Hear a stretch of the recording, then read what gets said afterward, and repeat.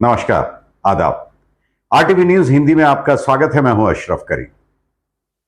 अभी अभी जो चुनाव हुआ महाराष्ट्र और झारखंड में इंडिया अलायंस की सरकार बन रही है, यानी झारखंड मुक्ति मोर्चा और कांग्रेस पार्टी, इन दोनों की।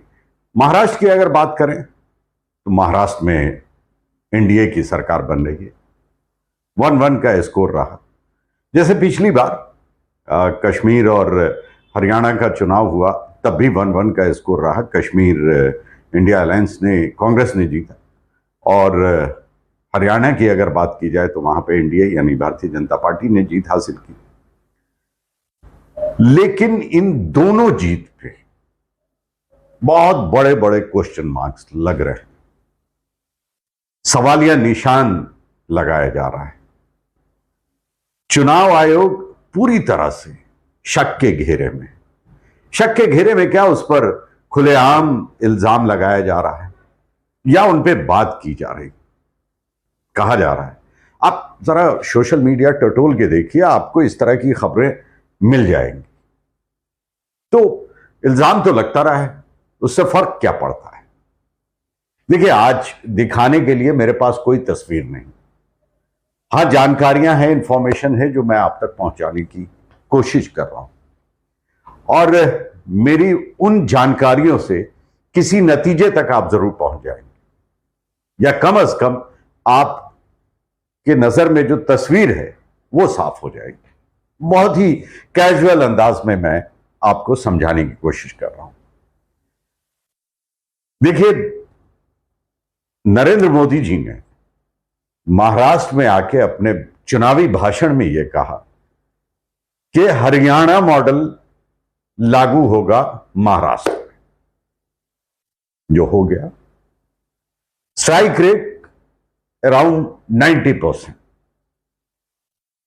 ऐसा तभी होता है जब लहर हो या सुनामी हो, कि एनडीए की लहर चल रही है, एनडीए की सुनामी है, तो स्ट्राइक रेट 90%, 80%, 99% हो जाता है। लेकिन अगर सही मानों में देखा जाए तो कोई लहर तो दिख नहीं रही, और ना ही कोई सुनामी दिख रहा एनडीए के फेवर। अगर ऐसा था तो फिर राहुल गांधी की जब रैली हो रही थी, उद्धव ठाकरे की जब रैली हो रही थी, एनसीपी यानी शरद पवार के पार्टी की जब रैली हो रही थी, या कुल मिला के ये कह लें कि जब महाविकास अघाड़ी की रैली हो रही थी, तो जो इतनी बड़ी संख्या में लोग आ रहे थे, वो सिर्फ आ रहे थे, वोटर नहीं थे या सपोर्टर नहीं थे। उनके वोट कहां गए? हां, अगर सुनामी होती तो यह बात कही जा सकती थी कि अरे साहब, भीड़ जमा कर लिया उन्होंने, वोट तो जाना था एनडीए की तरफ। ये मैं नहीं कह रहा। आप सोशल मीडिया पे चले जाएं और देखें, इस तरह के वीडियोस भरे पड़े, हर कोई इस पर चर्चा कर रहा है कि प्रधानमंत्री ने जो हरियाणा मॉडल की बात की, क्योंकि हरियाणा के चुनावी रिजल्ट जो आए उस पर सवाल उठे। सिर्फ सवाल ही नहीं उठे, बल्कि कई कैंडिडेट हैं जो कोर्ट गए। कोर्ट का आदेश है, आपको पता होगा, कि 47,200 रुपए भर के आप वीवीपैट मैचिंग करा सकते हैं। तो कई कैंडिडेट गए हैं, लेकिन चुनाव आयोग ऐसा कर नहीं रहा। चुनाव आयोग ऐसा क्यों नहीं कर रहा है, अब ये वही जान। हो सकता है कि ऐसा करने पे कहीं पोल न खुल जाए। अब चूंकि कोर्ट का आदेश है, चुनाव आयोग इसे मान नहीं रहा है, तो कंडेम्ड ऑफ कोर्ट का मामला है। हो सकता है, या बल्कि यह खबर भी आ रही है कि कई लोग कंडेम्ड ऑफ कोर्ट के लिए भी चले गए हैं सुप्रीम कोर्ट, कि चुनाव आयोग नहीं मान रहा है इसको। वो पैसे भर चुके हैं, 47,200 रुपए। कोई मामूली रकम नहीं है 47,200 रुपए। हाँ, जो लोग चुनाव लड़ते हैं, जो लोग करोड़ों रुपए खर्च करते हैं, उनके लिए कोई बड़ी बात नहीं होगी, लेकिन हम जैसे आम लोगों के लिए तो ये एक बड़ी रकम। तो अब उसी तरह की तैयारी चल रही है यहां महाराष्ट्र में, और जो मेरी जानकारी में है तकरीबन 100 से 150 या 100 से ऊपर ऐसे उम्मीदवार हैं जो वीवीपैट मैचिंग के लिए चुनाव आयोग में जाने की तैयारी कर रहे हैं। अब आप ही सोचिए कि हरियाणा से कई उम्मीदवार जा चुके हैं, महाराष्ट्र से भी अगर 100, 50, 150 कैंडिडेट चले गए तो जो विश्वसनीयता है चुनाव आयोग की, उसको तो बट्टा लग जाएगा, क्योंकि पहले ही लगा हुआ। और मोदी जी कह चुके हैं अपने चुनावी भाषण में कि हरियाणा मॉडल होगा, हो गया।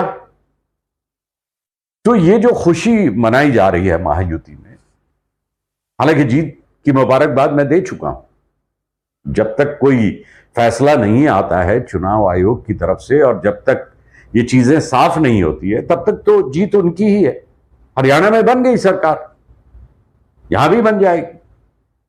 लेकिन सबसे बड़ा सवाल यह है कि क्या करेंगे अब उद्धव ठाकरे और शरद पवार? रिटायरमेंट ले लें?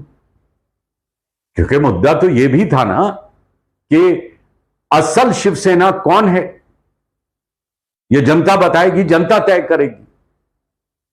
तो ये जो रिजल्ट आया है उसके मुताबिक तो असल शिवसेना वही है जिसको लीड कर रहे हैं एकनाथ शिंदे।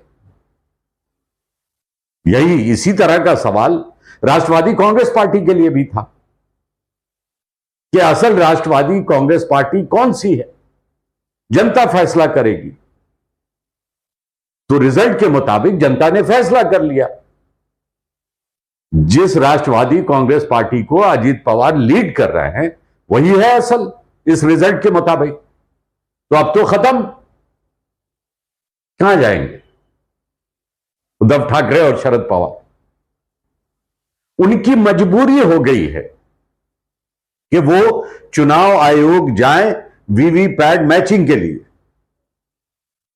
फीस 47,200 रुपए, 47,000 से कुछ ऊपर, एग्जैक्ट अमाउंट नहीं मालूम है मुझे, और कोर्ट के आदेश के मुताबिक जाने की तैयारी में है, और जाना मजबूरी है उनके लिए, वरना पार्टी ही खत्म ही हो गई इस रिजल्ट के मुताबिक। तो भारतीय जनता पार्टी ने जो दिमाग लगाया और जिस तरह से वो आगे बढ़े और जिस तरह से वो कह रहे थे शरद पवार उद्धव ठाकरे जिस पार्टी को लीड कर रहे हैं वो नकली है, वो खत्म हो जाएगा, तो वो हो गया। तो अब जो है ये खेल बड़ा गंभीर होता जा रहा है, और इसकी गंभीरता इसी से समझ लीजिए कि सकते में हैं, परेशान हैं, समझ नहीं पा रहे हैं कि उनके साथ हो क्या गया। क्या वाकई महाराष्ट्र की जनता ने उनको नकार दिया, या फिर इसके पीछे कोई खेल खेला गया, सोची समझी साजिश है? राजीव कुमार, उनसे आप सब वाकिफ हैं, आप सब जानते हैं। वही राजीव कुमार जो सवाल करने पर प्रेस कॉन्फ्रेंस में शेरो शायरी करने लगते हैं, शेर सुनाते हैं, याद होगा आपको। अब तो सोशल मीडिया पर बैठ के लोग कहने लगे हैं कि साहब असल चाणक्य कोई और नहीं, वही है, ये उन्हीं का दिमाग है। लेकिन जिस दिन इस पर से पर्दा उठ गया, फिर क्या हुआ? ये एक सोचने वाली बात है। तो ये आरोप लग रहे हैं, और आरोप ऐसा नहीं है कि कोई पहली बार लगा है। चुनाव आयोग पर, ईवीएम मशीन पर तो लंबे समय से आरोप लगता रहा है। बात जो मेरी समझ में नहीं आती है, ये विपक्ष की जितनी भी पार्टियां हैं वो सर्वे करवाती हैं, सर्वे करवाने के बाद ही इवन कैंडिडेट को टिकट देने से पहले भी सर्वे कराती हैं कि ये कैंडिडेट जीतने लायक है या नहीं है। करा तो लो एक सर्वे, साफ हो जाए। अगर देश की जनता नहीं चाहती है कि बैलेट से हो, ईवीएम से ही हो, तो आप क्या कर लेंगे? आप तो सिर्फ चिल्लाते ही रहते हैं ना, और फिर उसके बाद खामोशी के साथ बैठ जाते हैं। हालांकि यह खबर यह भी आ रही है कि कांग्रेस पार्टी भी लगातार संपर्क में है अपने महाविकास अघाड़ी की जो बाकी पार्टियां हैं उनके साथ, और चुनाव आयोग में जिस तरह जाने की बात कर रहे हैं शरद पवार और उद्धव ठाकरे, जिस तरह वो संपर्क कर रहे हैं बाकी लोगों से और तैयारी कर रहे हैं चुनाव आयोग में जाने की, तो उससे यह लगता है कि शायद वो अपने पार्टी को या पार्टी की साख को बचा पाए। उनकी मजबूरी है, क्योंकि इसके बिना तो फिर वो यूं समझ लिए कि 5 साल उनके पास कुछ होगा ही नहीं। पार्टी पहले ही टूट चुकी है, जो उनके कार्यकर्ता हैं वो भी निकलने लगेंगे, तो पार्टी एक तरह से समझिए फिनिश, खत्म। ओरिजिनल शिवसेना एकनाथ शिंदे की हो गई और हो जाएगी, उस पर मोहर लग जाएगी। ठीक उसी तरह राष्ट्रवादी कांग्रेस पार्टी, उस पर भी मोहर लग जाएगी कि ये अजित पवार की हो गई। तो ये खबर मुझे आप तक पहुंचानी थी कि ये सब कुछ हो रहा है महाराष्ट्र में। इसका मतलब यह है कि खेल अभी बाकी है। अभी के लिए बस इतना ही। अगर आपने हमारे इस चैनल को सब्सक्राइब नहीं किया है तो प्लीज सब्सक्राइब कर लें, लाइक भी कर लें, बेल आइकन दबा दें और शेयर भी कर सकते हैं। चलिए अभी के लिए बस इतना ही। आदाब।